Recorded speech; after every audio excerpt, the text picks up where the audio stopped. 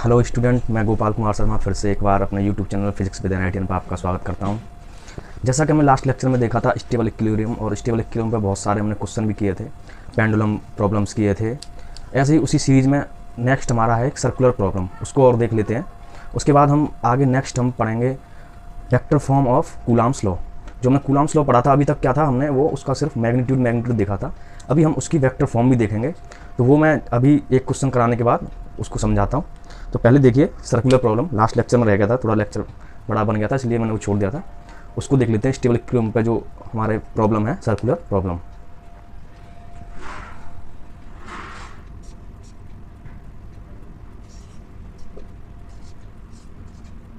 Circular problem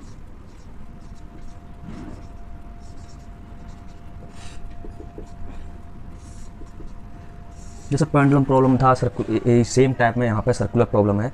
इसमें क्या है, क्वेश्चन के तरीके से हम इसे समझेंगे। क्वेश्चन लेते हैं।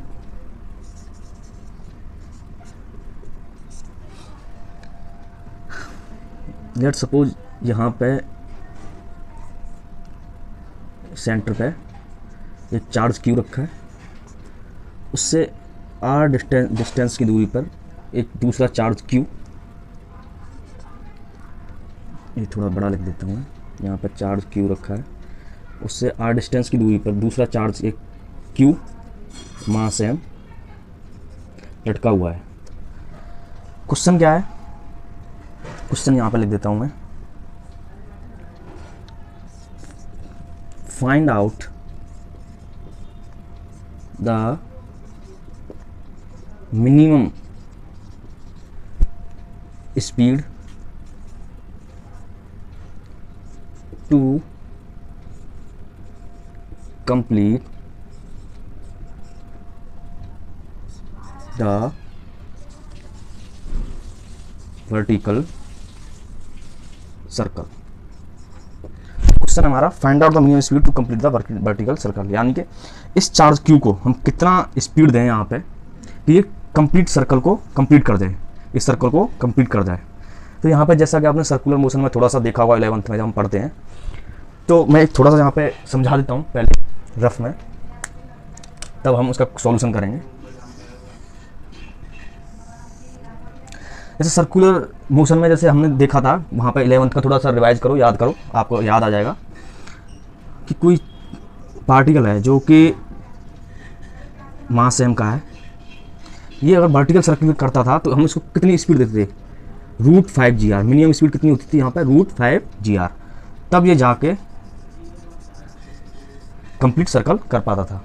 अगर हम इसकी इसी स्पीड को, ये आर है, ये मान लो यहाँ पे पॉइंट ए, ये पॉइंट बी, ये पॉइंट सी, अगर स्पीड इसकी √2 GR से कम होती थी या उसके बराबर होती थी, तो ये क्या करता था, ए से बी के बीच में ऑसिलेशन करता था, ए से बी के बीच में, ए से बी फिर इधर ए से बी, √2 GR से कम होती थी। तो अगर स्पीड इसकी √2 GR से √5 GR के बीच में होती थी, √2 GR से √5 GR के बीच में होती थी, तो ये क्या करता था, ये ऊपर जाके सी से पहले ही गिर जाता था, सी से पहले ही बी और सी के बीच में जाके कहीं गिर जाता था।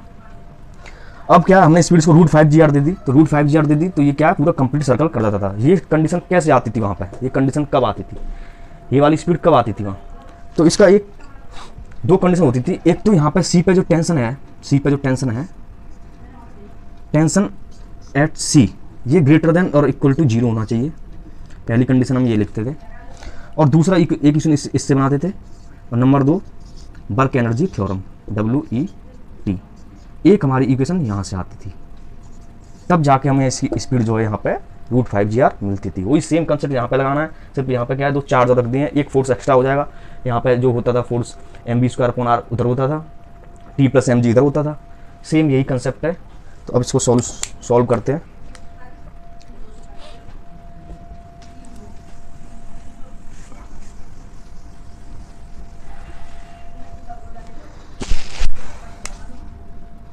मान लो ये ऐसे ऐसे ऐसे ऐसे गया, और यहाँ पे इसने सर्कल कंप्लीट किया, सर्कल कंप्लीट किया। तो यहाँ पे मान लो ये पॉइंट क्या है, ए, यहाँ पर कोई पॉइंट बी, ऐसे ही नाम दे रहा हूँ मैं, ये पॉइंट सी,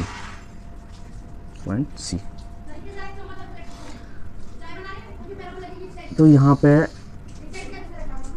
कौन कौन से फोर्स लगेंगे। मान लो यहाँ पे ये पार्टिकल पहुँच गया, इसी में मैं सॉल्यूशन कर रहा हूँ।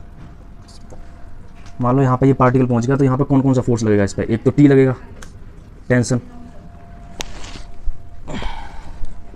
टेंशन इधर की साइड लगेगा। एम जी कहाँ लगेगा हमारा, एम जी नीचे की साइड लगेगा। और इलेक्ट्रोस्टैटिक फोर्स ये भी क्यू है ना, क्यू कॉमा एम, क्यू की इलेक्ट्रोस्टैटिक फोर्स इसकी लाइन पे आगे की तरफ इधर लगेगा, एफ ई इधर लगेगा। और हमारा डिस्प्लेसमेंट किधर हो रहा है, डिस्प्लेसमेंट हमारा इधर आ रहा है, यानी कि यहाँ से 90 डिग्री बना रहे हैं एंगल टी और एफ ई। डिस्प्लेसमेंट इधर देखते हैं यहाँ पे क्या क्या पॉइंट पे कौन कौन से फोर्स लग रहे हैं। पॉइंट सी पे देखो, पॉइंट सी पे ऊपर की साइड कौन से लग रहे हैं।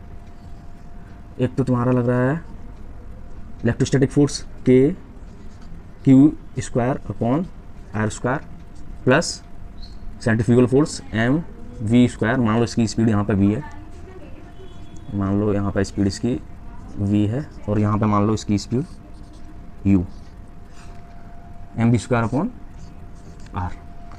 टी और एम जी नीचे लगाएंगे, टी प्लस एम जी हमारे यहाँ लग रहे हैं। बस कुछ नहीं करना आप, दो इक्वेशन, हम तो एक कंडीशन जानते हैं, कंडीशन लिख देते हैं। For vertical, for complete vertical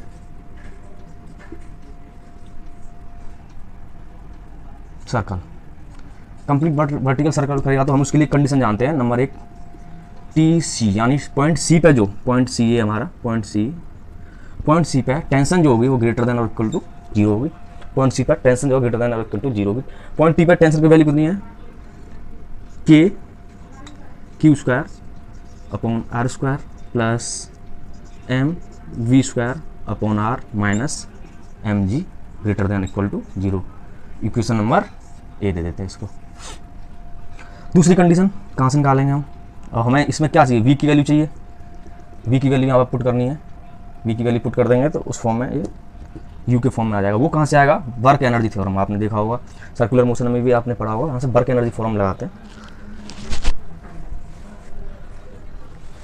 तो वर्क एनर्जी फॉर्म क्या कहती है हमारी, WET, work energy theorem. Work energy theorem, work लिखने हैं, कौन कौन से फोर्स हैं यहाँ पे पहले वो देखिए कौन कौन से फोर्स हैं। नंबर एक mg, नंबर दो Fe इलेक्ट्रोस्टैटिक फोर्स, नंबर तीन टेंशन।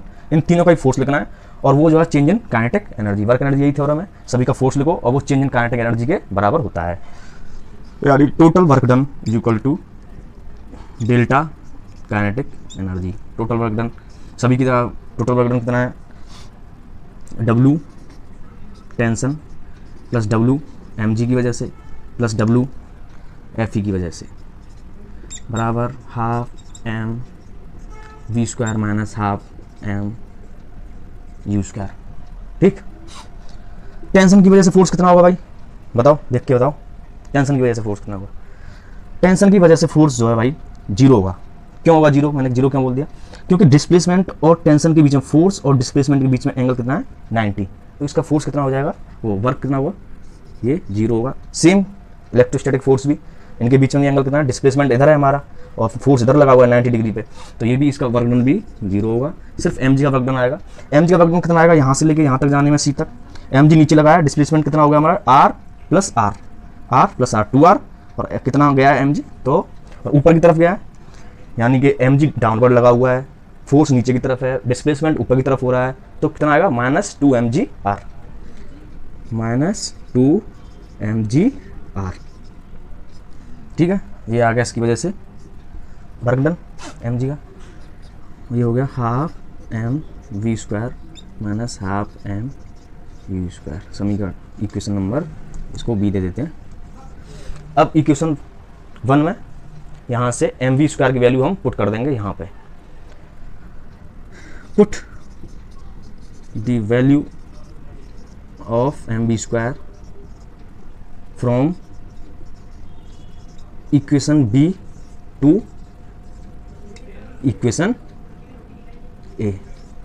तो लिखो भाई साहब क्या आएगा, K Q square upon are square plus M B square. यहाँ से इसको सॉल्व करेंगे तो इसकी वैल्यू आएगी M you square minus 4m, ये इधर गया 4 और ये इधर जाएगा तो एम बी स्क्वायर, तो m you square minus 4mgr upon are minus M G greater than और equal to 0।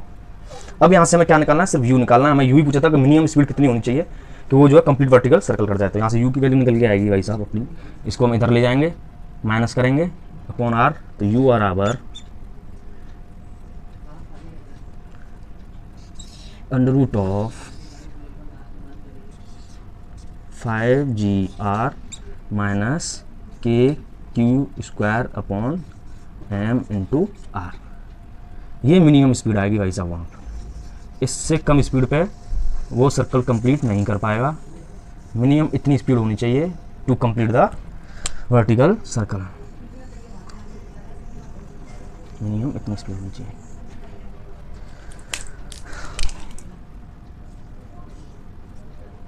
Under root 5gr minus के Q square upon m r. ये हमारा कंप्लीट वर्टिकल सर्कल करने के लिए मिनिमम स्पीड चाहिए। I hope आपको समझ में आया होगा ये वाला क्वेश्चन। हमारे इलस्ट्रेशन यहीं तक थे, ये सर्कुलर इस तक। अब हम जो है आगे मूव करते हैं और नेक्स्ट हेडिंग है अपना vector form of Coulomb's law. अब वेक्टर फॉर्म हम क्यों पढ़ रहे थे, क्यों पढ़ रहे हैं भाई वेक्टर फॉर्म? अभी तक हमने देखा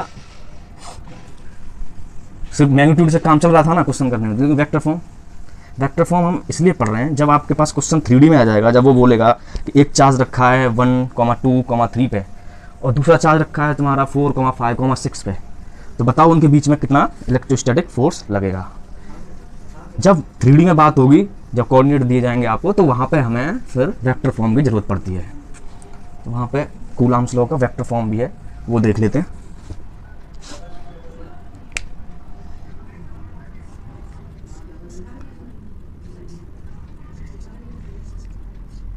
वेक्टर फॉर्म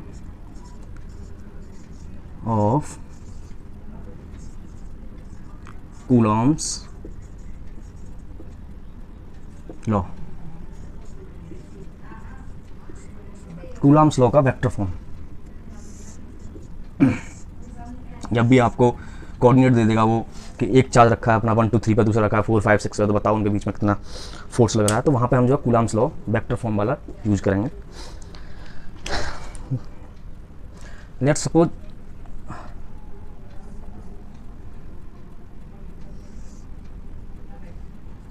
क्या हो गया, इसको नहीं चल रहा क्या, ब्लैक से लिखना पड़ेगा भाई।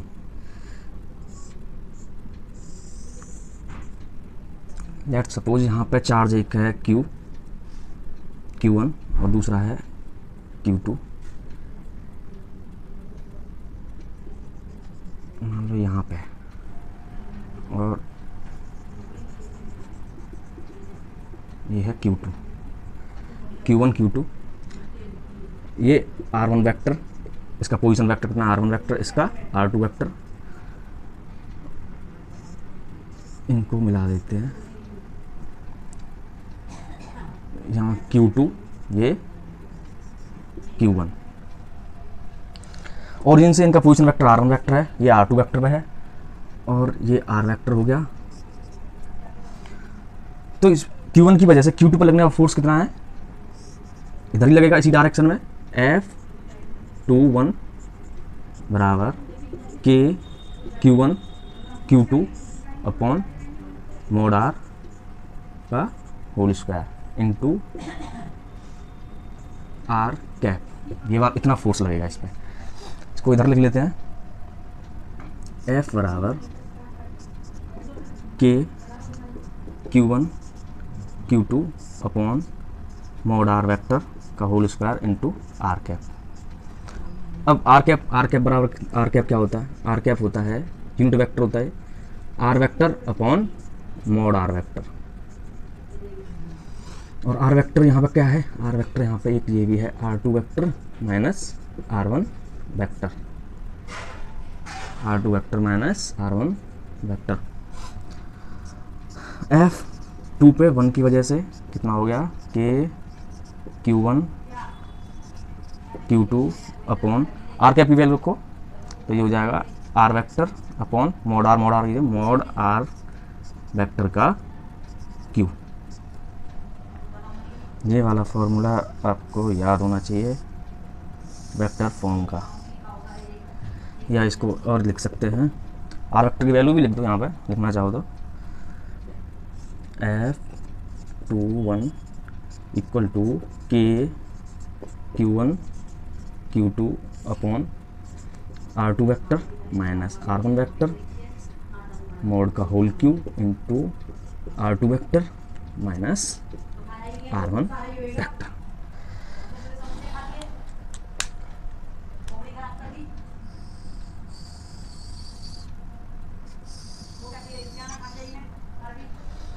अब यहाँ पे बस एक बात आपको ध्यान में रखनी है, यहाँ पे जो Q1 Q2 जो है ना वो आपको साइन के साथ रखने हैं, with sign.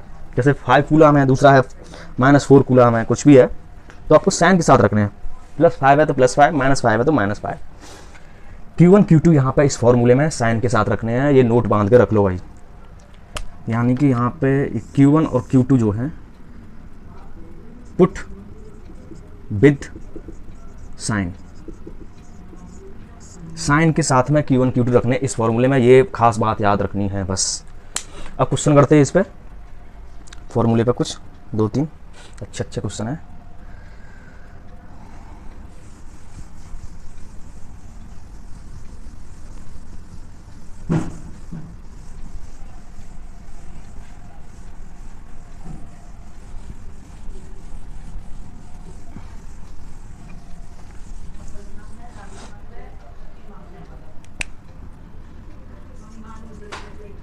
Question number 1,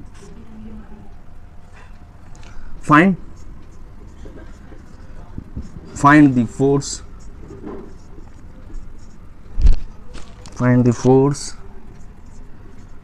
due to, चलो 5 कूलम मान लेते हैं, 5 coulomb charge at 3,4 on, find the force due to 5 coulomb charge at 3,4 on charge -2 coulomb at मान लो 6,8। 5 कूलम चार्ज 3,4 पे है और -2 कूलम चार्ज है 6,8 पे। 5 कूलम की वजह से हमें -2 पे चार्ज पे फोर्स याद करना है। सॉल्यूशन कैसे अप्लाई करना है वेक्टर फॉर्म एक बार देख लीजिए। यहाँ पे आपका जो है 3,4 पे ये है, 6,8 मान लो यहाँ है।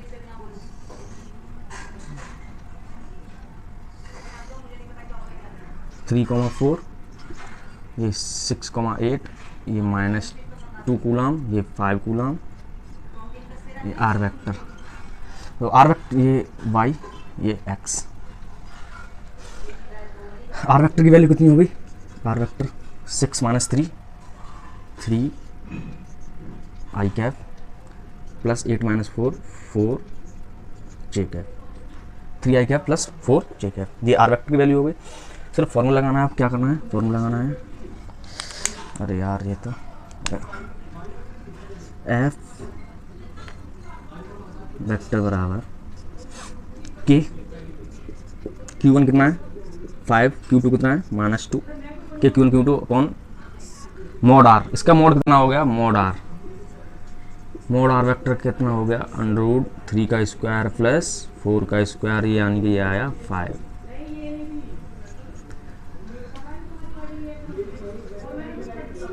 का Q into r vector. R vector कितना है 3i cap plus 4 j cap.